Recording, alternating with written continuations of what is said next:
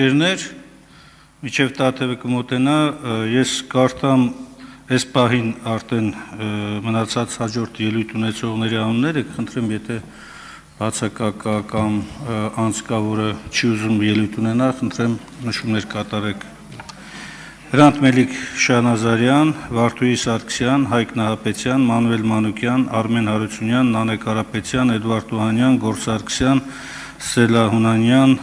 Արեն Նահապետյան, Գյուլնար Ալեքսանյան, Բորիս Թամոյան, Մանուկ Սուքիասյան, Անահիտ Մանուկյան, Ռուբեն Մխիթարյան, Արթուր Միքայելյան և Թաթուլ Պետրոսյան։ Խնդրեմ Տիկին Սողոյան,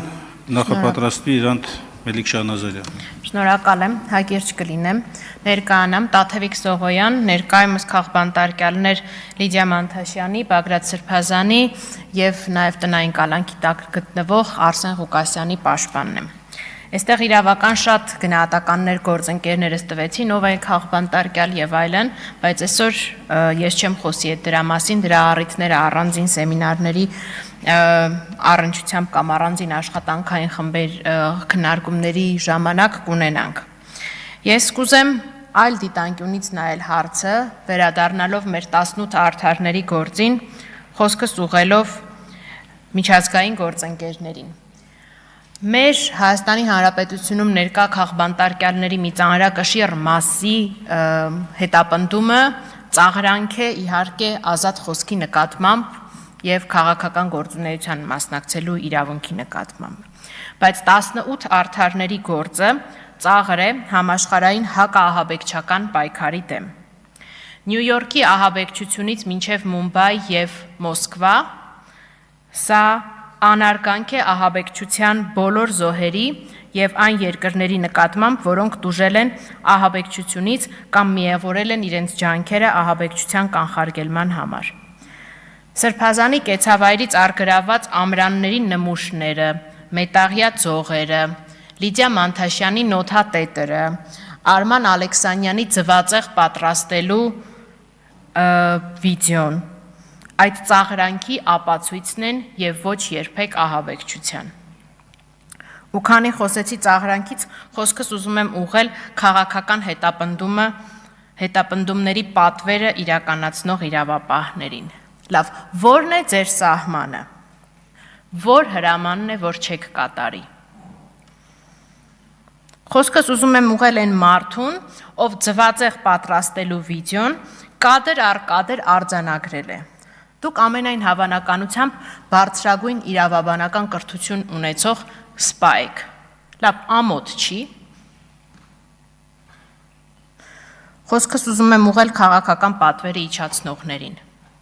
Ոչ մի իշխանություն հավերժ չէ։ Ու իդեպ այս վերջի երկու խմբին հարց եմ ուղղում։ Երբ ծածուկ խնդրում եք վստահորդներիս գոնե դատական նիստերի կամ իրենց հանրային ելույթների ժամանակ մի փոքր ավելի զուսպ լինել, ինչի դիմացեք այդ լավությունը ակնկալում։ Ավելի վատ, ինչ կարող էիք անել իրենց դեմ, Բաքու էիք ուղարկելու։ Խոսքս ուզում եմ ուղղել այն չակերտավոր իրավապաշտպաններին, որ ասում են Լիդիայի կալանքի որոշման մեջ պատվիրովի արդարադատության տար չեն տեսնում։ Ասում են, եթե պատվիրովի արդարադատություն լիներ, ուրեմն Սերժ Սարգսյանն ու Ռոբերտ Քոչարյանը կալանավորված կլինեին։ Այս այն ամենագետներին, ովքեր այդ իրավապաշտպաններից, որոնք այս օրերին իրանց համար ավելի հարմար է բնապահպան լինել։ Աստվածաշունչը իմ համոզմամբ չի արգելում մարդկանց դատել, այլ ասում է, որ երբ դատում ես,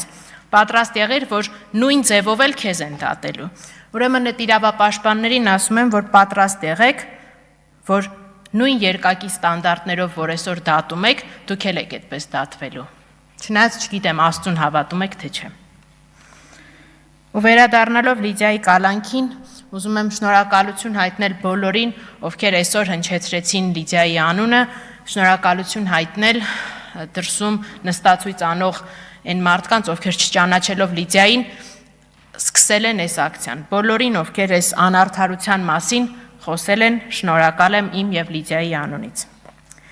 Բայց պետք է ասեմ, որ Լիդիան չի ազատվելու այն հիմնավորմամբ, որ կին է։ Չենք խնդրելու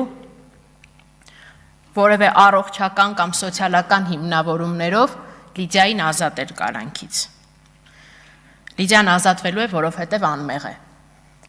Եվ խոսքս ուղղելով հանրությանը պիտի ասեմ. դժվար ժամանակները ուժեղ մարդկանց են ծնել, որոնք չեն պատրաստվում խեղճանալ ազատության դիմաց։ Շնորհակալ եմ։ Շնորհակալ